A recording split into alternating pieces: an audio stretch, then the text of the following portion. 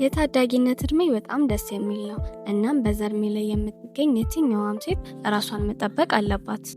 በትምህርት ቤትም ሆነ በሌሎች ቦታዎች ላይ ዝንጥ ፍክት ብላ ከመታየት በተጨማሪ ሁሌም ንጹህ መሆንም አለባት። ለምሳሌ ፀጉሯ፣ ጥፍሮቿ፣ እግሮቿ ሁሌም ያልቆሸሹ ንጹህ መሆን አለባቸው። ምክንያቱም ንጽህና ማለት ከታዳጊነት የሚጀምር በጣም ትልቅ ወሳኝ ነገር ስለሆነ።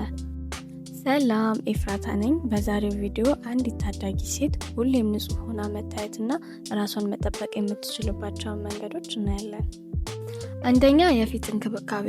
የትኛዋም ሴት ቆንጆ ናት። ዋናው ነገር ራስን የመጠበቅ ጉዳይ ነው። ለፊትሽ ሁሌም ቢሆን ጊዜ ልትሰጪ ይገባል። ምክንያቱም የትኛውም ሰው ቀድሞ ሊያይ የሚችለው ፊትሽን ስለሆነ። ግዴታ 7-8 ደረጃ ያላቸውን ስኪንኬር ፕሮዳክቶች መጠቀም አያስፈልግሽም። ግን ደግሞ ከታዳጊነት ጀምሮ ተፈጥሯዊ በሆነ መንገድ ፊትሽን መንከባከብ ትችላለሽ። ያም በጣም ጥሩ ለውጥ ይሰጥሻል። ግን ደግሞ በቋሚነት ወይም በተደጋጋሚ ማድረግ ይኖርብሻል። ምክንያቱም የትኛውም ለውጥ ጊዜ ስለሚፈልግ። ሁሌም ፊትሽን ጠዋትና ማታ ለቆዳሽ በሚስማማ ሳሙና ታጠቢ። በተለይ ደግሞ ማታ ከመተኛትሽ በፊት ፊትሽን መታጠብ ቀን ላይ ተቀብተሽ የዋልሽውን መዋቢያዎች ወይም ደግሞ ቆሻሻና ላብን ለማስወገድ ይረዳሻል። እና ይህም ደግሞ በቆሻሻ ምክንያት የሚፈጠር ብጉርን ይከላከላል። እና ደግሞ ጠዋት ከእንቅልፍ ስትነሺ ፊትሽን በበረዶ ማሳጅ ማድረግ ወይም በበረዶ በተሞላ ውሃ ውስጥ መንከር ጠዋት ከእንቅልፍ ስትነሺ በእንቅልፍ ምክንያት የሚፈጠር የአይን ማበጥን ወይም ደግሞ መጥቆርን ይከላከላል። ሁለተኛ፣ ሞይስቸራይዘር ወይም ማለስለሻ መቀባት። ሁሌም ፊትሽን ከታጠብሽ በኋላ ሞይስቸራይዘር መቀባት አለብሽ። ይህም ፊትሽ ለስላሳና ጤናማ እንዲሆን ያደርገዋል። ብዙ ሰዎች እኔ ወዛም ፊት ስላለኝ ማለስለሻ አያስፈልገኝም ይላሉ። ግን ደግሞ የትኛውም አይነት ቆዳ ቢኖራችሁ ማለስለሻ ግዴታ ነው። ከእናንተ የሚጠበቀው የትኛው ማለስለሻ ከኔ ቆዳ ታይፕ ጋር ይሄዳል የሚለውን ማወቅ ነው። ሶስተኛው ሰንስክሪን። አዎ፣ በእርግጥ በታዳጊነት እድሜ ላይ የምትገኙ እህቶች ይህንን ማድረግ ሊከብዳችሁ ይችላል። ግን ደግሞ ሰንስክሪን ቆዳችን እንዳይጎዳ ወይም ደግሞ በፀሐይ ምክንያት የሚፈጠር ሃይፐርፒግመንቴሽን ወይም የቆዳ መጥቆርን ይከላከላል። እንዲሁም ደግሞ ያለ እድሜ የሚፈጠር ቅድመ እርጅናን ወይም የቆዳ መሸብሸብን ይከላከላል። ስለዚህ ከታዳጊነት ጀምሮ ሰንስክሪን ብትጠቀሙ እነዚህ ነገሮች እንዳይፈጠሩ ቅድመ መከላከል ይሆናችኋል። እና ደግሞ ፊታችሁን ሁሌም ከቆሻሻ ጠብቁት። ለምሳሌ የትራስ ጨርቃችሁንና አንሶላችሁን በየጊዜው መለወጥ።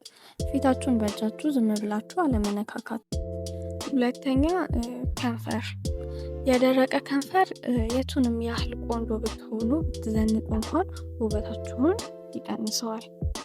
ስለዚህ የከንፈር እንክብካቤን ችላ ማለት የለብሽም። ሁሌም ቢሆን በትምህርት ቤት ቦርሳሽ ውስጥ የከንፈር ማለስለሻ ያዢ። እንዲሁም ደግሞ ሁሌ ማታ ማታ ቫዝሊን ተቀቢ። ከንፈራችሁ ሲደርቅ የምትልሱ እህቶች ካላችሁ ደግሞ ያንን ማቆም ይኖርባችኋል። የሞተ የከንፈር ቆዳን ኤክስፎሊት በማድረግ ማንሳት እንችላለን።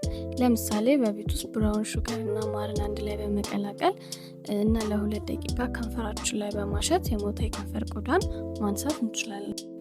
እና ደግሞ ስክራብ ካደረግን በኋላ የከንፈር ማለስለሻ ወይም ቫዝሊንን በመቀባት ከንፈራችን ቆንጆና ለስላሳ እንዲሆን ማድረግ እንችላለን። ሶስተኛ፣ ፀጉር። ሁሌም እንደምለው የፈለገ ቆንጆ ልብስ ብንለብስ፣ የፈለገ ብንዘንጥ ፀጉራችን በአግባቡ ካልተያዘ ዝንጣችንን ገደል ይከተዋል። ግን ደግሞ ፀጉራችን ቆንጆ ሆኖ የተሰራ ወይም የተያዘ ከሆነ ያን ያክል ባንዘንጥም ራሱ ውብ ሆነን እንድንታይ ያደርገናል። ሁሌም ተመሳሳይ የፀጉር አያያዞችን ከመጠቀም ይልቅ 3 ወይም 4 የፀጉር አያያዞችን እየቀየር ብናስይዝ የተሻለ ያደርገናል። ከእናንተ የሚጠበቀው የትኛው የፀጉር አያያዝ ከኔ የፊት ቅርጽ ጋር ይሄዳል የሚለውን ማወቅ ነው። ግን ደግሞ ሁሌም ቢሆን ፀጉራችሁ ንጹህ መሆን አለበት። ምክንያቱም ንጽህና ከምንም ነገር በላይ ቦታ ልንሰጥ የሚገባ ነገር ስለሆነ። እንዲሁም ደግሞ ከመተኛታችሁ በፊት የሳትን ቦኔት ሁሌም ተጠቀሙ። አራተኛ፣ ቅንድብ። የተስተካከለ ቅንድብ ውብ እንድንሆን ያደርገናል። ቅንድባችን ገጽታችንን መቀየር ትልቅ አቅም አለው።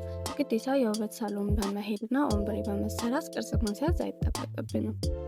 ግን ደግሞ በቤት ውስጥ ብቻ ቅርጽ በማስያዝ ቆንጆ ቅንድብ እንዲኖረን ማድረግ እንችላለን።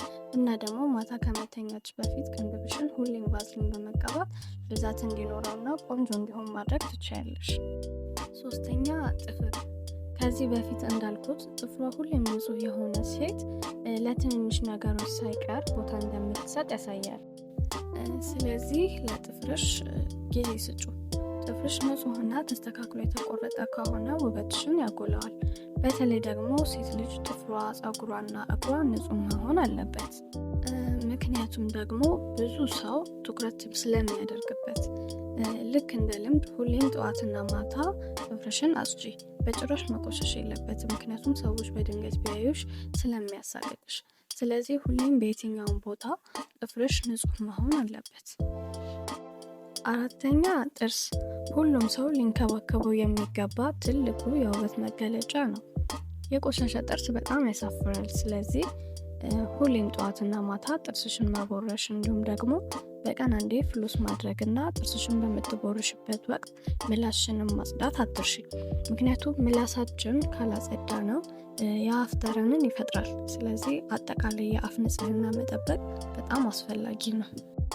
እንዲሁም ከታዳጊነት ጀምሮ ልምድ ልታደርጊው ይገባል። ምክንያቱም በሰዎች ፊት ስታወሪ መሳቀቅ ስለሌለብሽ።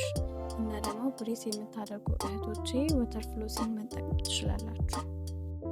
አምስተኛ የእግር ንጽህና። ቅድም እንዳልኳችሁ እግራችሁ ሁሌም ንጹህና ማራኪ መሆን አለበት። የደረቀና የተሰነጣጠቀ እግር ውበታችሁን ይቀንሰዋል። ስለዚህ ሁሌም እግራችሁን መንከባከብ አለባችሁ። ግዴታ የውበት ሳሎን በመሄድና ፔዲኪዩር መሰራት አይጠበቅባችሁ።